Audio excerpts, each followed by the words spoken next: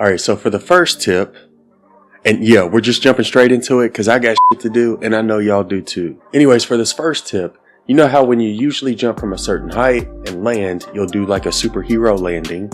You can cancel that whole animation by just shooting right before you hit the ground. Also, don't forget to claim your free items in the battle supply shop. You will need supply coins in order to purchase them.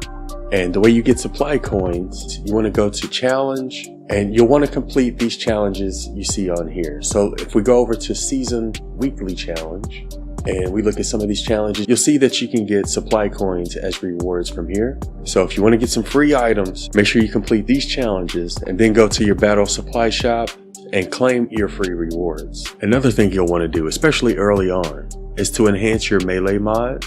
So you'll want to go to this guy.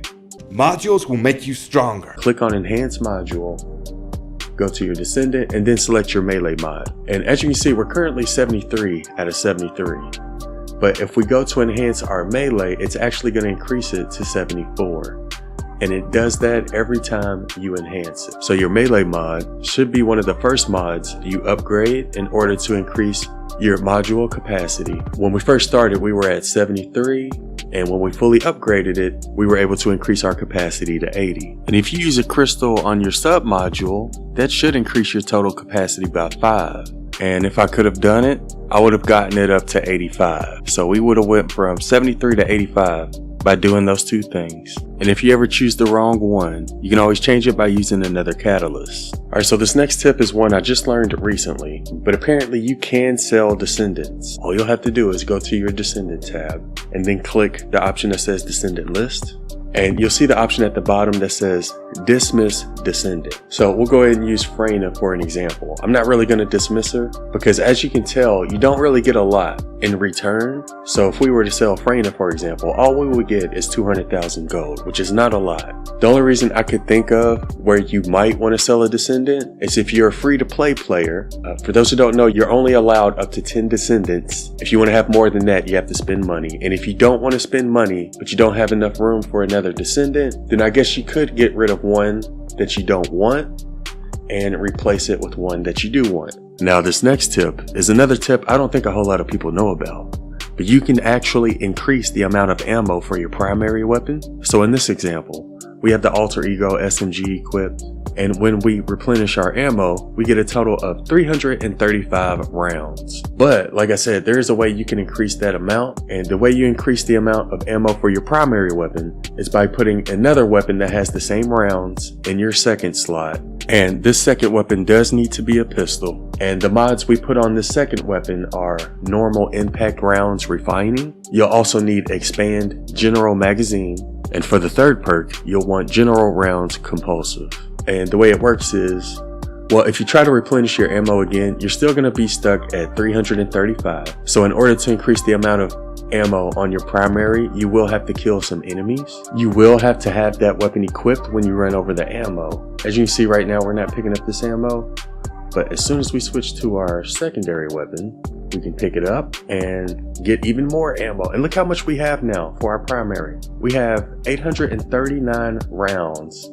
Actually 874 rounds total in our primary weapon. We pretty much tripled it. But yeah, that's how you increase the amount of ammo for your primary. Also, you can tell whether or not you can dismantle weapons by looking at your minimap. If there's a red circle around it, that means you can't dismantle. Now when it comes to leveling up your mastery rank, which is this rank right here, the way you do that is by leveling up different Descendants. Every time you level up a new Descendant to level 40, it'll increase your mastery rank.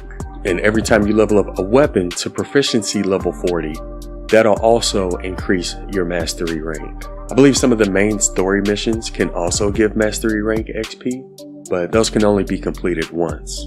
And speaking of leveling up Defendants to level 40, I know a couple places where you can level them up quickly. The one I used to use was in Kingston. I would just do the Defend Albion resource. Another place where you can get your Descendant to level 40 quickly is the block Kuiper mining special operation, which is in Sterile Land. And another place where you can level up your Descendants quickly, although there is sort of a catch, is in the Fortress Zone, and it's this void mission fragment in the Fallen Ark Zone.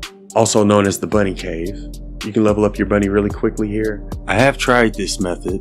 Using a descendant other than bunny, you won't be able to start this mission unless you're bunny or Sharen. You also won't get any of the void shards from it. But if you want to level up your character quickly, this mission's a good way to do it.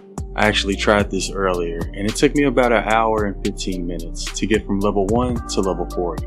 Another thing you'll want to do to get to level 40 as quickly as possible is equip a sensor that has character XP gain modifier.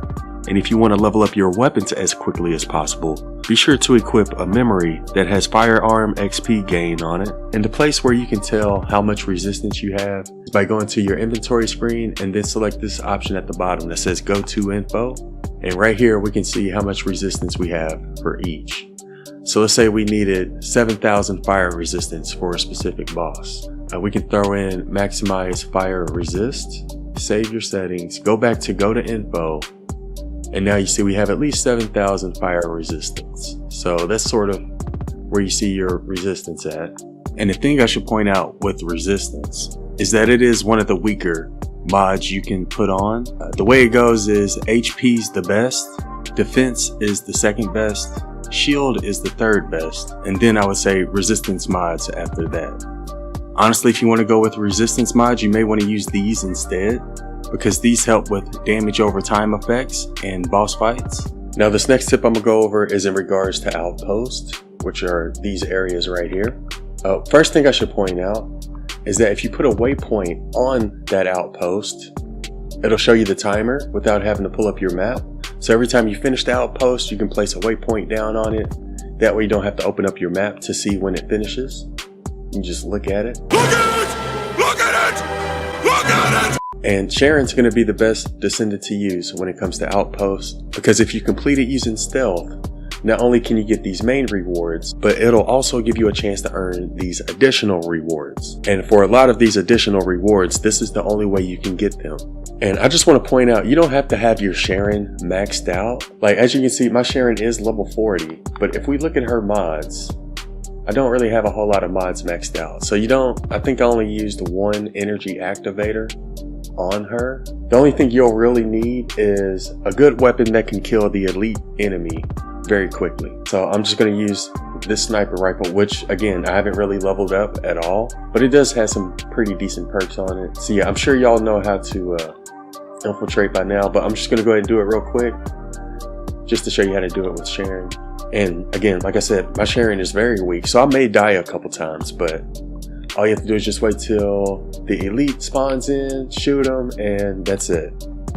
That's all you got to do. And we didn't get the additional rewards that time, but just keep doing it over and over, and eventually you will. And like I said earlier, as soon as you finish it, just go ahead and place a marker on it. That'll show you the timer, and then you can just wait, stare at the timer, and do the same thing all over again. Definitely better to do these in private lobbies, and the way you change it to private is by going to your map and selecting this button right here. Also, you know how sometimes when you go to interact with an object and sometimes you'll jump instead of interact with it, there is a way you can sort of prevent that from happening. All you have to do is go into your settings, go to options, go to controller.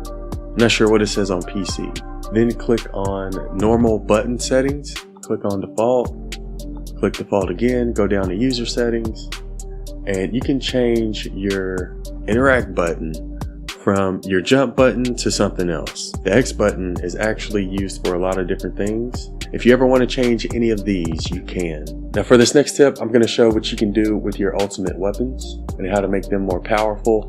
Well, I guess we'll start from the beginning. The way you get ultimate weapons is by researching them from the Research Institute.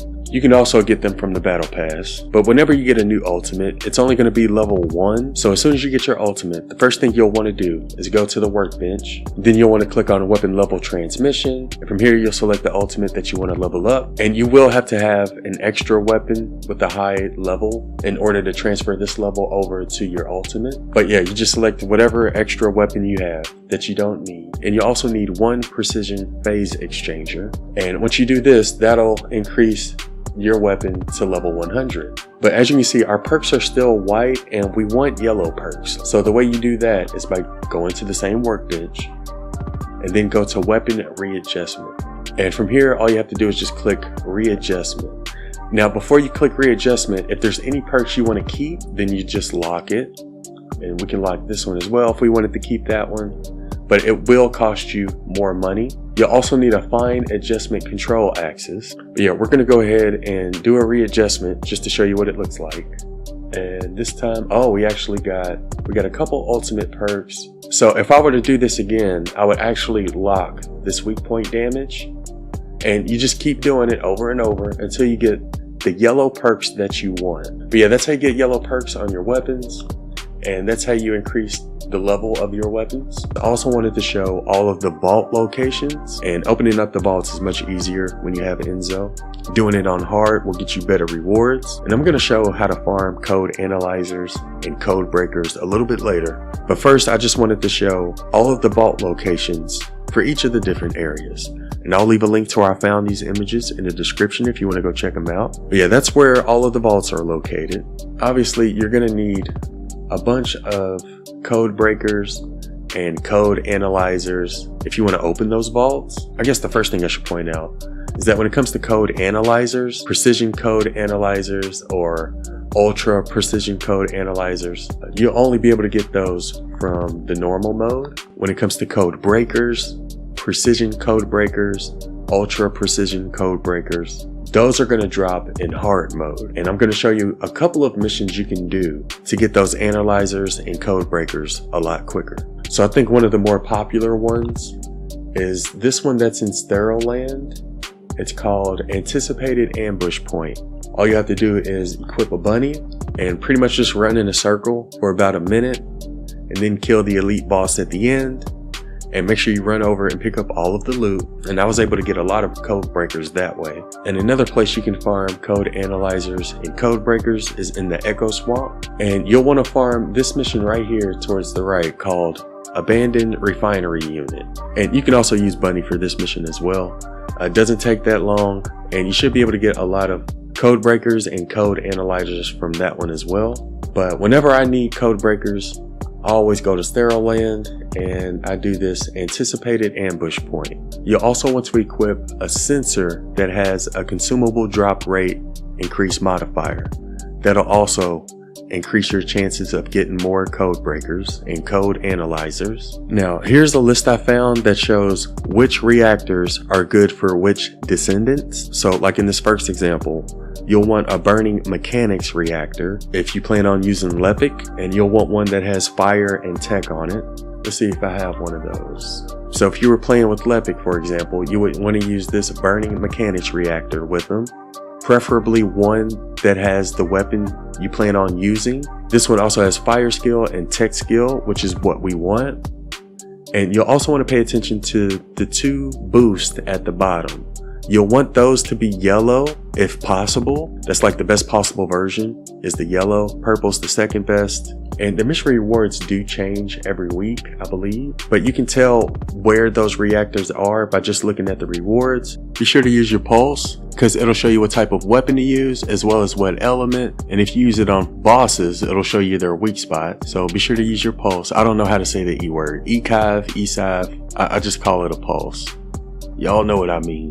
You can also cancel reload. If you dodge around halfway during your reload, you don't have to wait for the rest of the reload. So let's go ahead, reload, dodge, and you can shoot. So you don't actually have to wait the entire time. Usually when it gets about halfway, you want to roll, and then you can start shooting again. Also, mods will tell you which skills they affect. All of these are white at the moment. But once we add the toxic stimulation and click save, you can see it affects this skill right here. Let's say instead of that one, we want to use contagion, and then we click save. That's going to affect these skills right here. So whatever turns green, it's going to affect those skills. Let's see what happens when we select this one and click save. And that's going to affect this one. So that'll sort of tell you which skills got buffed with which mod. I do want to go ahead and explain the different factions real quick. When it comes to factions, you can tell what faction you're dealing with by just looking at the mission. So in this area we have Legion of Darkness. And next thing I want to do is give a brief description for each of the factions. So we have Legion of Immortality, Colossus, which are the bosses, Order of Truth, and Legion of Darkness. And don't forget, you can also go to the laboratory at headquarters if you want to test out different weapons against the different factions. So we're going to go ahead and spawn in Legion of Immortality, and here's what they look like. They sort of look like cyborgs and machines, and I'm pretty sure they deal electric damage. And when it comes to these types of enemies, you want to use toxic weapons as well as crushing weapons. So that's what the Legion of Immortality looks like.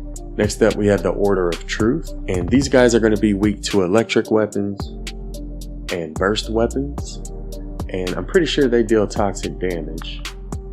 But yeah, you want to use electric weapons and burst weapons for the Order of Truth. And last up, we have the Legion of Darkness, and here's what the Legion of Darkness looks like.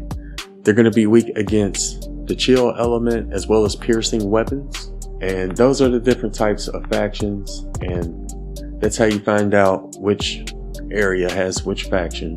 Now, I'm sure most people know about these next few tips, but just to make sure we're all on the same page, if you want to know how to get any item, all you have to do is go to Access Info and select that item, and that goes for Descendants, weapons, mods, components, amorphous materials, energy activators, catalyst, basically anything you want in the game, you can find it here. So let's use our ultimate Lepic for example. I actually have it tracked at the moment so I can find it easier.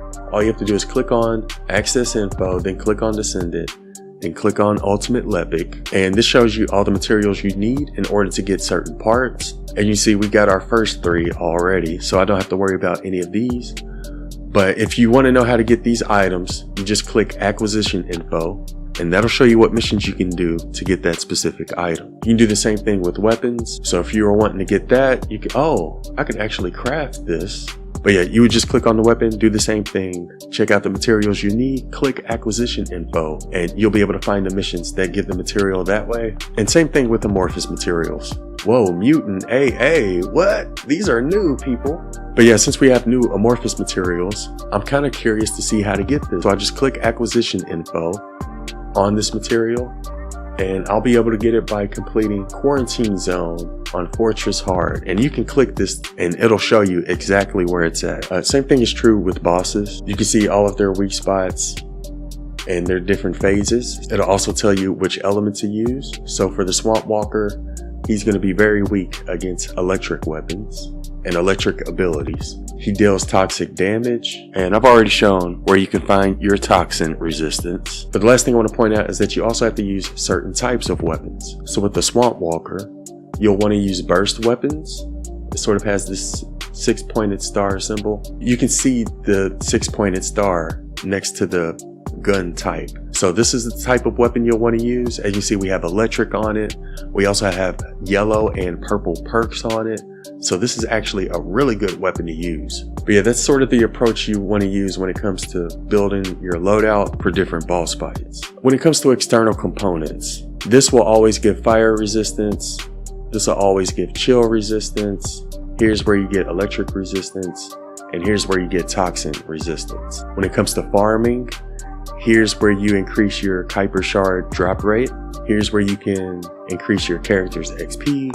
Here's where you increase your gold drop rate.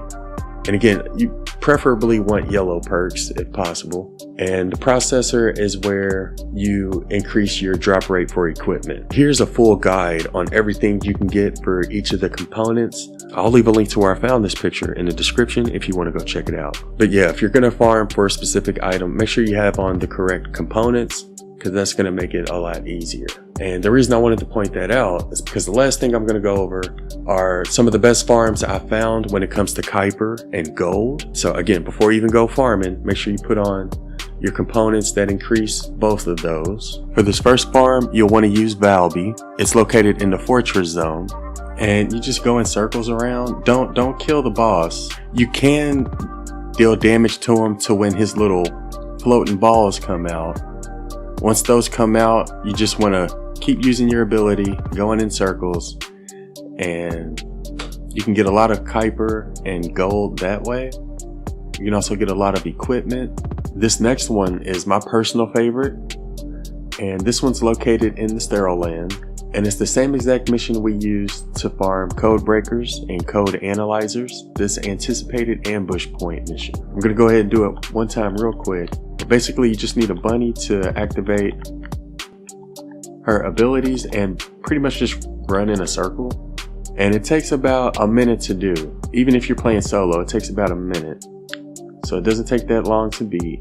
You may have to increase your skill duration, but as long as you can keep your skills going on bunny, you should be able to beat it like within less than a minute. Preferably you would want somebody else here to keep starting the mission for you. That way you can just keep running in circles. And again, this is the farm I do the most whenever I need Kuiper shards or gold or code analyzers and code breakers. This is the one that I use. Uh-oh, people, I can't stop farming. I've already started, I can't stop. But there's also a couple of other ones that are really good. This abandoned refinery unit would be another really good mission to do if you need Kuiper shards or gold. This also doesn't take that long to complete, and you may want to use Bunny if you have her for this mission. There's also a lot of elites here at the end. So yeah, that's another really good mission to do if you want to farm Kuiper shards and gold. And again, it's located in the Echo Swamp and it's called Refinery Unit. There is another mission you can do in the Sterile Lands called the Kuiper Mine, and you'll want to use Bunny for this one. Let's see, yep, there's already people doing it. So yep, this is another mission a lot of people do to farm Kuiper and gold.